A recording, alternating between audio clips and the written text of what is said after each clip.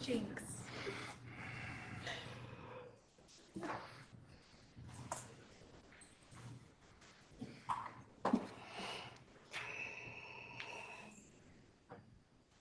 I guess that's the only clock over there, isn't it? There too. I think we're good. Oh, the blue one. Yeah. Oh, you can't see it. What does it say? Six. Oh. Are we good to go? Yep, I'm ready. Okay, Nobody can see it. let's go ahead and call the Planning Commission, Lebanon Planning Commission to order and be standing for a flag salute, please. I pledge allegiance to the flag of the United States of America and to the republic for which it stands, one nation, under God, indivisible, with liberty and justice for all. And roll call, please. We have Chair Robertson, Here? Vice Chair Gary Kunarowski, Here. Commissioner Broshiers, Here. Commissioner Fountain, Here. Malloy is absent, Commissioner Miller, Here. Thompson, and Baxter are absent as well. Okay. So you should have had an opportunity, I hope, to review the minutes that was in your packet. Any additions, corrections, subtractions? No, sir. Okay, seeing none, then the minutes will stand approved as presented. We have, well, actually, before I get into that part, you all got the email a few weeks ago that Shanna Olson is our new Community Development Director. So welcome aboard. Welcome. Yes, we appreciate it. And Dan, I'm going to let you introduce yourself. Okay, thanks. I'm Dan Fleischman. I am a planner with the Oregon Cascades West Council of Governments, and the city has engaged us to provide interim services while you're in transition. I actually attended your October meeting remotely, but because I was previously scheduled to be out of state when we were retained, but here I am. Okay, good. Well, and- For the duration, as long as you feel our services are needed. Okay, good. We'll look forward to having you. Thank you. All right, with that then, we have one public hearing this evening, file CU 25-02. So I will turn it over to Trey for some interesting stuff. Oh, very interesting. Tonight's hearing will be pursuant to the quasi-judicial procedure set out in ORS 197.797. At the start of each hearing, commission members will be asked to disclose any ex parte communications, conflict of interest, or bias. The applicable substantive criteria for this hearing will be addressed in the staff report. Testimony may be in oral or written form, but must be directed towards the criteria outlined in the staff report, the comprehensive plan of the city's land use regulations. Any issue raised must be accompanied by statements and evidence sufficient to allow the commission and parties an opportunity to respond. Please note the failure to raise an issue, including a constitutional issue, by the close of the hearing will prevent any appeal to the Land Use Board of Appeals. Okay, thank you. Any questions about the process?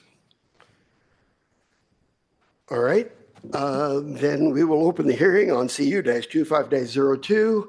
Ask the Planning Commission if there's any ex parte contact, conflict of interest, or bias that needs to be addressed. Seeing none, then I will turn it over. Dan, you're going to do the staff report, is that correct? That's my understanding. Okay, you're on. Great. So as was mentioned in the opening statement, the hearing this evening is on an application for conditional use approval in order to request permission to establish a gas station your code calls it a gas parentheses filling and parentheses station. I don't know what other type of gas station there is other than a filling station, but at the location of the former Walgreens down on South Main Street, US 20, at the corner of South Santiam Highway and Burdell. It is the establishment of the gas station that requires conditional use approval. The applicant's intention is to otherwise retain retail use of the building itself. The code establishes a number of standards for the approval of a conditional use. In this case, a transportation impact analysis was submitted that looked at the nearby intersections. Those are all outlined in my written staff report. I'm not going to go through all that detail here unless you have questions. The TIA found that all of the study intersections are forecast to meet both the city's and ODOT's operating standards during the weekday peak hours, both AM and PM. There were no mitigations needed or identified. And you've got the full report's been included in the record. The criteria for approval address that all applicable requirements of the base zone, which is in this case is the mixed use zone, be met. And in this case, the site is already developed. It was developed not that long ago, meets the standards. The proposed gas canopy and pumps will meet the required minimum setbacks. The lighting fixtures have not been specified in the application materials, but there is commentary in the application that it will be, that all lighting will be recessed and fully shielded, but we don't have the specifications. They'll need to be submitted with the building permit or engineering permit application materials. Second is the site size, dimension, location, topography, and access are adequate for the needs of the proposed use. And again, the real issue that I looked at was parking. The site's currently developed with approximately 60 parking spaces. The parking requirement is based on the net floor area, not the gross floor area. We don't have detail on what percent of the building will be net after storage and other things like that, but assuming 85% of the gross floor area would require a minimum of 51 parking spaces. So there should be adequate parking. The proposed site plan shows that the pedestrian access that currently exists from the corner of South Santiam and Burdell will be relocated to allow for traffic flow through the gas filling area. The standards require that that the pedestrian access be direct and convenient. My recommendation would be you find that this proposed layout meets that standard.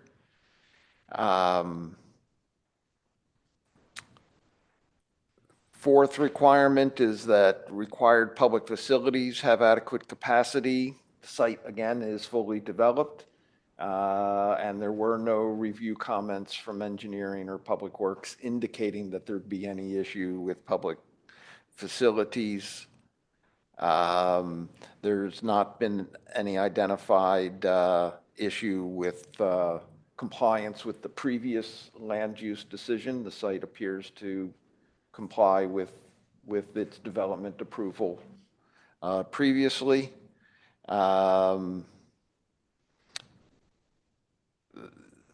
There's a requirement to upgrade any existing development that does not comply, and staff has not identified any issues with the existing development again. And finally, that the change of use will conform to the requirements of the conditional use review. And again, the addition of gas station is what requires the conditional use approval. Then there's a set of standards for conditional uses that complies with all the community development standards in chapters 16, 12 to 19. And again, staff's recommended findings are all of those standards have been met. There's no change being proposed in landscaping or access, traffic flow, et cetera.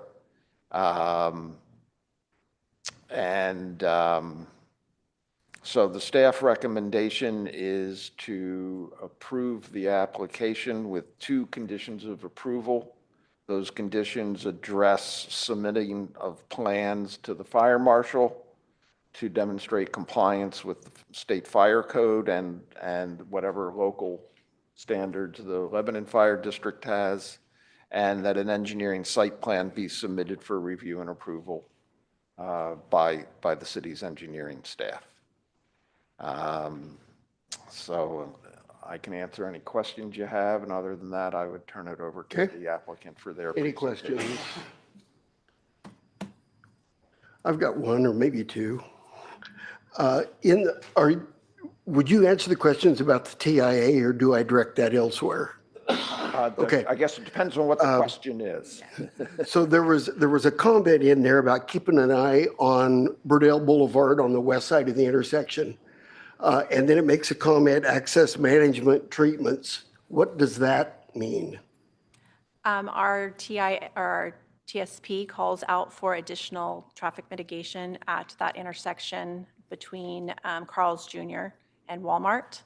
And we have a project listed in our TSP for a potential signal, more than likely be a roundabout. Okay. So that we're watching for and constantly monitoring that for development as it progresses, that might trigger that project. So that element wouldn't have any impact on this development at some point in the future? Not at this time. It's not, the gas station is not triggering any improvements on that Okay, side. okay.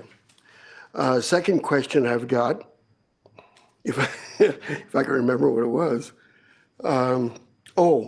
The TIA, was it addressed as if the building was fully occupied?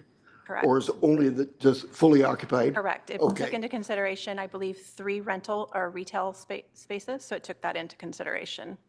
And Tractor Supply being open and operational. Okay, good. All right. Any other questions? All right, if not, then we will open the public hearing portion. Invite the applicant or the applicant's representative to come forward. State your name, sign in, please, if you haven't already.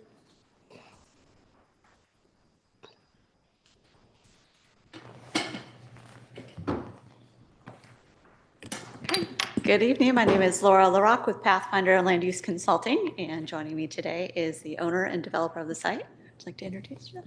Hello, I'm Omar Khan.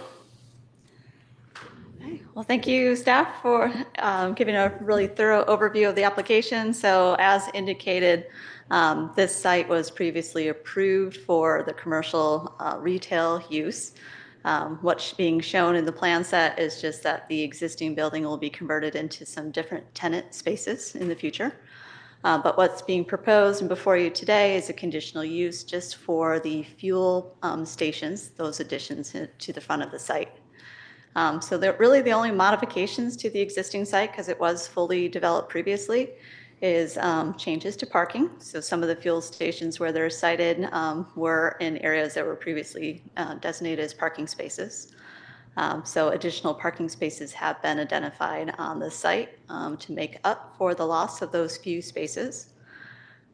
In reviewing this, we did take a look at the square footage of the building, minus some and what we feel is going to be some storage space for those retail uses, calculated it, and then added some parking spaces along the pumps as well, because some folks park their car and go in and pay for gas, pick up a soda, and come back out. So by calculating the on-site spaces and a few spaces in the pumps, we actually exceed the minimum standard for parking. And then as staff indicated, there was a transportation analysis. The major factor on this site is just the location.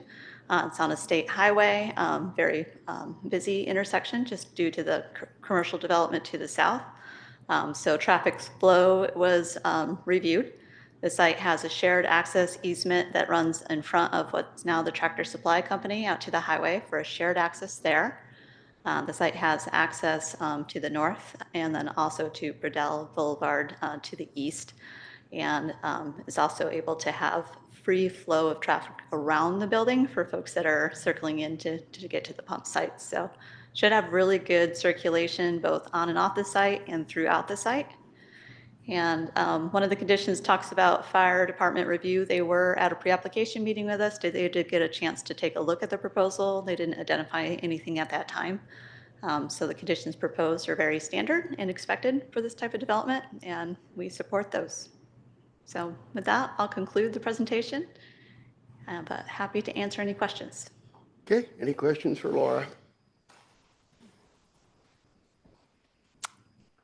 Okay, thank you. All right, is there anybody else with us that wishes to speak in favor of the application? Anybody wishing to speak in opposition of the application? Seeing no movement, then we will close the public testimony portion. All further discussion will be among staff and planning commissioners. Any concerns?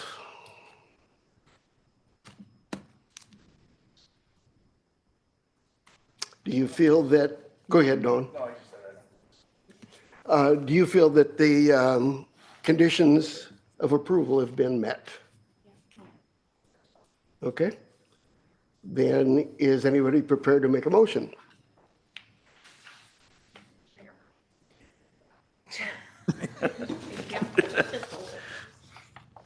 I'll make a motion.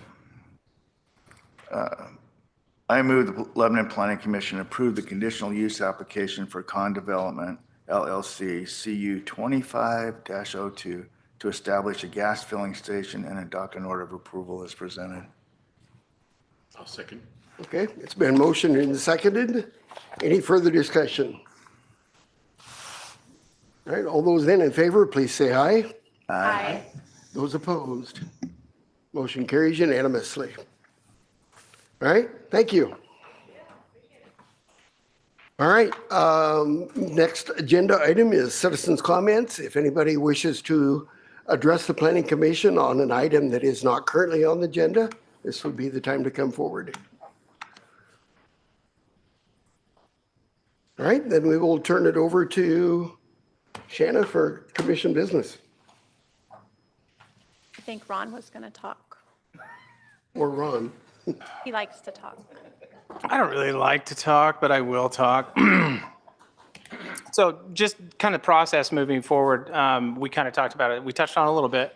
So we've made a lot of changes in the office. So she has taken under her wing the development side engineering as well, which she used to carry.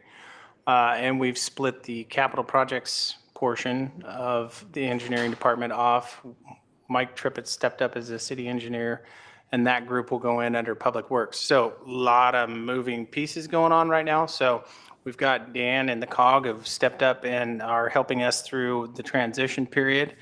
So we'll see that here for the next 4 or 5 months, most likely. Shannon will probably start doing a lot of the presenting, but we will continue to use them and verify different things as we're moving forward. So if you got any questions about that, I'm more than happy to answer. But we've shaken everything up, dumped it back out on the table and spread it around and, Training 2 additional employees to do some of my duties as well. So I'm in the middle of transitioning to a new job, plus training my old job, my baby development. So it'll be It's fun. busy, it's crazy, but you know what? It keeps them on their toes and it's good. It's good. Okay. Anything else? Do we have a meeting next month? Nothing on the agenda as of today. Okay. So with that then, I hope everybody has fantastic holidays, because we probably won't see each other again. Unless. Not till next year. Yep. A work session for training in December? That sounds like a great idea. You really read that opening statement. Yeah, there you go. All right, if there's nothing else, then we are adjourned.